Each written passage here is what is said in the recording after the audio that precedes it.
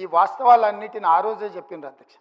వీటన్నిటిని పెడచెవిన పెట్టి దోసుకోవాలి దాచుకోవాలన్న ఆలోచనతోని తెలంగాణ ఖజానాను కొల్లగొట్టాలన్న ఆలోచనతోటి ఈరోజు ఇంత దుర్మార్గానికి ఒడిగట్టి ఈరోజు ఈ రకంగా ఇక్కడికి వచ్చి మా వెంకన్న మాట్లాడితే వెంకన్న మీద దాడి, మా భట్టి గారు మాట్లాడితే వారి మీద దాడి, మంత్రి గారిని అసలు సహించలేకపోతున్నాడు.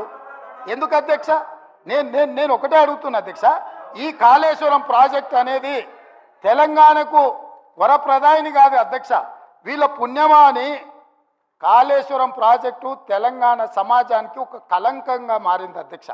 ఇవాళ ఈ కలంకాన్ని నిలువెత్తు ఆధారాలు అక్కడ ఉంటే పక్కున పగిలిపోయి రెండుగా చీలిపోయి నేలకు కుంగిపోయి నిటారుగాడపోయి నిలబడితే సిగ్గుతో తెలంగాణ సమాజం తల వంచుకొని పరిస్థితులు కల్పించిన వాళ్ళు ఇంకా నిస్సిగ్గుగా సభలో నిలబడి మమ్మల్ని ప్రశ్నిస్తారా అధ్యక్ష? ఆనాడు జరిగిన తప్పిదాలను సరిదిద్దడానికి ఉమ్మడి రాష్ట్రంలో సమైక్య పాలనలో తీసుకుంటున్న నిర్ణయాలు తెలంగాణ సమాజానికి మేలు చేకూర్చడం లేదు అనే ఎన్నో ఒడిదుడుకులను ఎదుర్కొని 4 కోట్ల తెలంగాణ ప్రజలకు 60 సంవత్సరాల ఆకాంక్షను అమలు చేయడానికి శ్రీమతి సోనియా గాంధీ గారు తెలంగాణ రాష్ట్రం ఇచ్చింది అధ్యక్ష.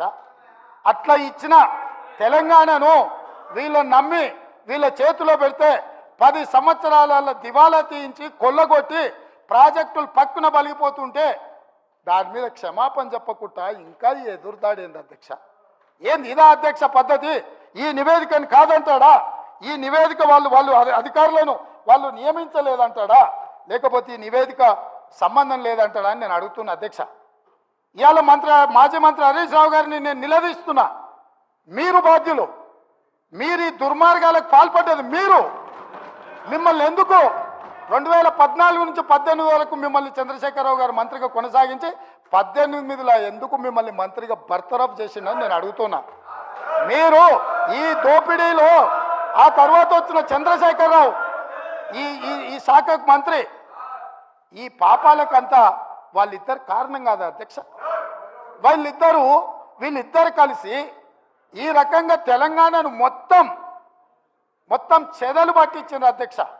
తెలంగాణను మొత్తం దోపిడి.